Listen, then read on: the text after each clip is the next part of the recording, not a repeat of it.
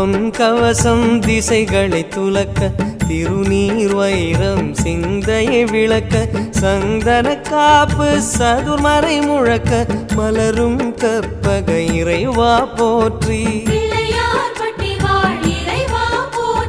கலியுகம் காக்கும் கணபதி நாதா வலம்புரி நாதா அபயம் அபயம் அபயம் அருளும் இறைவா போற்றி